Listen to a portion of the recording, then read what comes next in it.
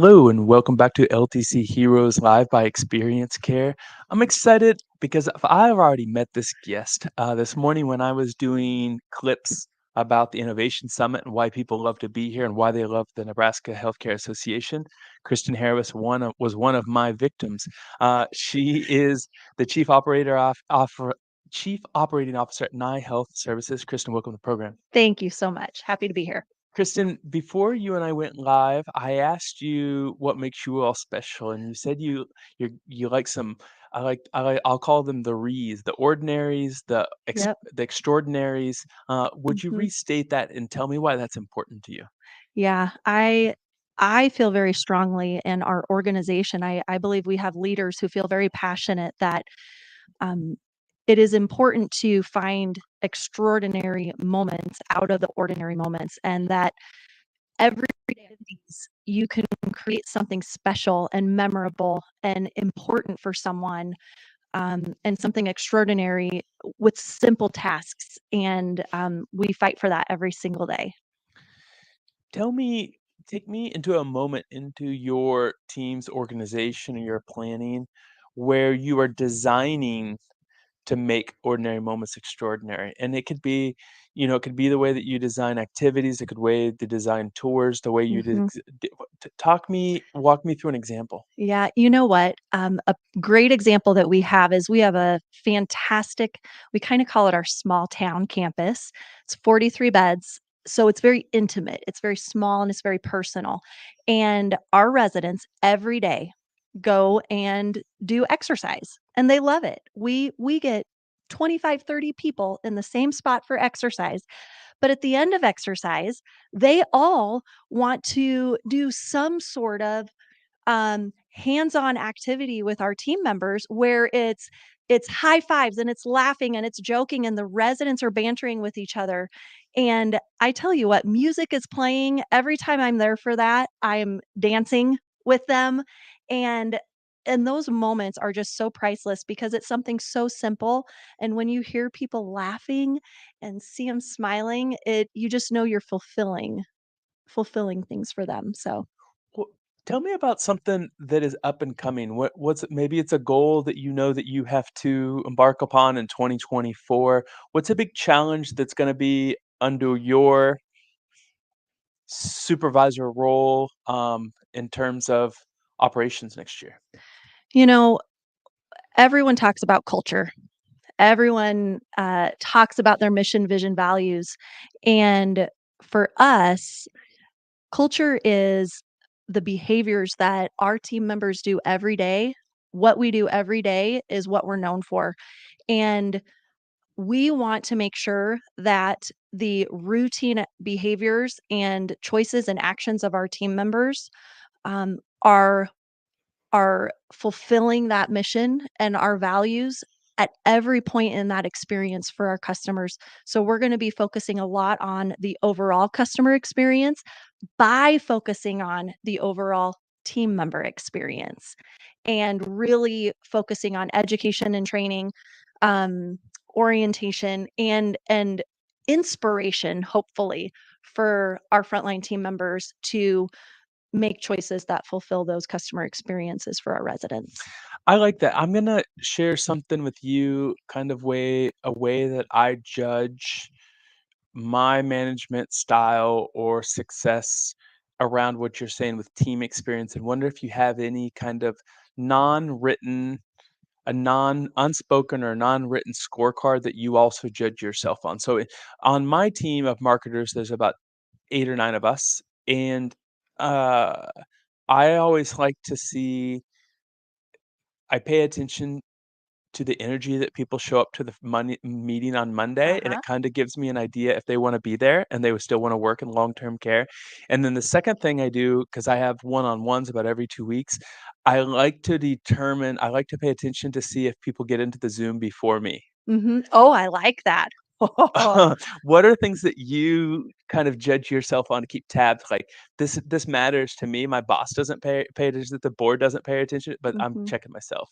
You know, I have a lot of connections with the leaders at our campuses, but I really gauge what I consider success from our frontline team members, if I walk down a hallway and they say hi first, Mm, I'm if they smile first, if mm, they make direct eye contact, I know that we're creating an environment, a welcoming environment. We're creating a friendly environment where hopefully that's translating to our customers, to mm, our residents. Um, so that would be probably, and then the other, there's lots of other little things. We're winning if I see our team members, if we're consistently getting down on one knee to talk to a resident, if we're um uh remembering, if I observe a dining room and our residents don't have to ask because our team members know exactly what they want. They've shown how important those things are. Um, those are the things that I think matter the most for us mm. because it's that contact with our residents. You mentioned that it kinda matters. I'm gonna paraphrase because 'cause I'm not gonna get your words perfectly right, but you said something, it matters who we are and who they think we are. And you mentioned before we went live, the importance of personal brand. Who are a couple people on your team whose personal brand makes care at your organization, culture at your organization better Mhm. because of who they are out when you how you talk about them when they're not in the room? Yeah. One of the first people that comes to mind is one of our CNAs at one of our biggest campuses. Her name's Mary. She's been with us for, I think, 15 years. And she is that person that is always smiling. She is patient and she presents with a calm patience Mm, every time. That pace, that being able to show that pace to our residents and give them the time, I think, um, is so priceless in an environment where we're so used to schedules and structure and going on to the next thing, and it's just who she is naturally as a person. And, I would say she's the one that we want our team members training with. She's the one that we want them learning about the residents' preferences with because, she's personalizes it so very much. So that would be one. I'm gonna ask you this question because I think you get it, and I didn't know how to answer it. So, I have a client that I consult with, and I was helping them build out their nurture sequence, their emails going out to prospects. And I told them that each one of the emails I thought should come from a different person, almost like a different frontline caregiver. So email one is from a CNA, email two, is from someone in the kitchens, then a maintenance. And the person said that he thought it was a great idea, but he would never use their names because he didn't want that person to become the face of the organization and they were dependent upon it, and that would put him in an awkward position if that person asked for a higher salary, and I didn't know how to reply. Well, if they're the face of your organization, they probably deserve a higher salary. Um, I would say we have no problem. I think as an industry and as a business, we are in a personal business. It's personal. And it's personal to our residents and it's personal to our team members. We have no problem with transparency. I want people to utilize names. I want to recognize people and celebrate them for what they're doing. So I would have no concern with that personally. Mm, We utilize social media a lot to recognize and celebrate our team members for the great things that they do. And we want them to be the face of our company because they're the ones that are doing the hard work and mm. they're the ones that are creating the experience, to be very honest. So, You yeah. you shared that your leadership style would be kind of an encouragement, empowerment, a cheerleader style. I'm wondering, is that something you've grown into? Is that something you learned, or were you that way from day one? Well, I think everyone would tell you I'm that way from day one. Probably had to learn to temper it just a little bit. I definitely am someone who wants to create that fun environment for our team members and for our residents and family members. And like I said, it can be a high five down the hallway. It could be wearing the best Halloween costume. I arguably do. Some people tell me that I don't, but I believe I do. But whatever creates what I kinda consider those little moments of happy distraction that take you away from how hard it is, what we do every single day, and there's just that moment of happy distraction for our residents, for our team members that, keep them motivated, keep them inspired. I fight for that every day when I'm at my campuses. I have in my notes that Jaylene gave to me that you were previously a future leader for the ACA in Cal. Can you tell me a little bit that program? When did you participate in that? What did you learn from it? Yeah, it's over the past year, and I think what I learned is that we are too humble as an industry, to be very honest. I feel like we're too humble as an organization that we have to we have to get ourselves out there and be more vocal Mm.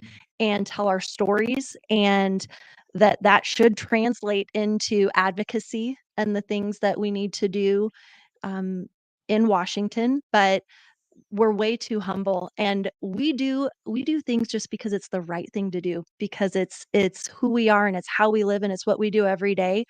That's not the story that everyone knows and everybody sees, Mm. and we have to be more vocal about the great things that we do in our industry.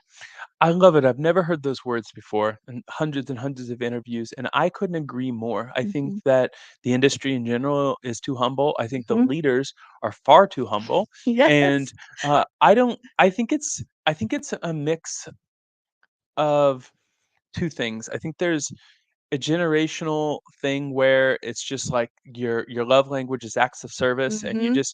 you hunker down and you get it So done true. and you don't complain. Yep, And in today's day, you need to be better at sharing what you're great at, and sometimes you have to demand it, especially if you're going to absolutely. advocate.